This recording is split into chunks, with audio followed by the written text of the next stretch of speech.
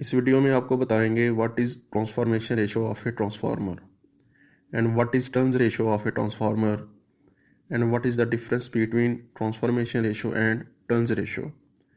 इस वीडियो में आपको बताएंगे कि ट्रांसफार्मर की ट्रांसफॉर्मेशन रेशो क्या होती है, ट्रांसफार्मर की टर्न्स रेशो क्या होती है और ट्रांसफार्मर की टर्न्स रेशो और ट्रांसफॉर्मेशन रेशो में क्या फ़र्क होता है। जैसा कि हम जानते हैं कि ट्रांसफार्मर एक ऐसा आला है जो वोल्टेज को ज़्यादा या कम करता है, यानी स्टेप अप या स्टेप डाउन करता है। ट्रांसफॉर्मेशन रेशो से हमें ये पता चलता है कि ट्रांसफार्मर किस निस्बत से यानी किस रेशो से वोल्टेज को ज़्यादा या कम कर रहा है। इसके लिए डिफरेंट फार्मूलाज इस्तेमाल होते हैं। इसमें जो सबसे पहले जो आमतौर पे फार्मूला इस्तेमाल होता है वो ये है कि ट्रांसफार्मर के सेकेंडरी वोल्टेज और प्राइमरी वोल्टेज की निस्बत ट्रांसफॉर्मेशन रेशो कहलाती है। या दूसरा ये है कि ट्रांसफार्मर के सेकेंडरी इंड्यूस्ड वोल्टेज और प्राइमरी इंड्यूस्ड वोल्टेज की रेशो ट्रांसफॉर्मेशन रेशो कहलाती है। तीसरा ये है कि ट्रांसफार्मर की सेकेंडरी टर्न्स और प्राइमरी टर्न्स की रेशो ट्रांसफॉर्मेशन रेशो कहलाती है।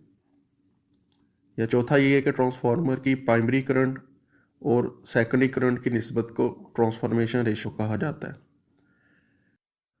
अब इन चार फार्मूलों में से अगर किसी भी एक फार्मूला के ज़रिए ट्रांसफॉर्मेशन रेशो को मालूम किया जाए तो हमें एक वैल्यू मिलती है जिससे हमें ये पता चलता है कि ट्रांसफार्मर किस रेशो से वोल्टेज को ज़्यादा या कम करेगा।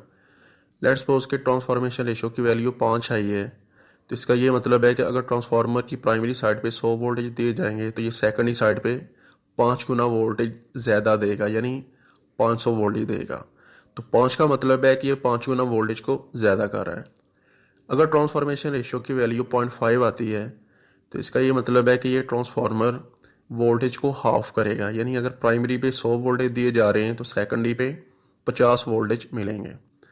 तो ट्रांसफॉर्मेशन रेशो की वैल्यू से हमें ये क्लियर हो जाता है कि ट्रांसफार्मर स्टेप अप है या स्टेप डाउन है।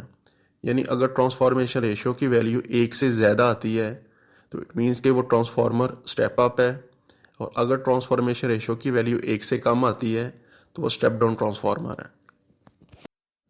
Turns ratio. Turns ratio basically primary turns और सेकेंडरी टर्न्स की निस्बत होती है, यानी N1 और N2 की निस्बत को टर्न्स रेशो कहा जाता है। अब टर्न्स रेशो और ट्रांसफॉर्मेशन रेशो में ये फ़र्क बनेगा कि ये दोनों एक दूसरे के उल्ट हैं। जिस तरह transformation ratio N2 over N1 की निस्बत है, जबकि turns ratio N1 over N2 की निस्बत है।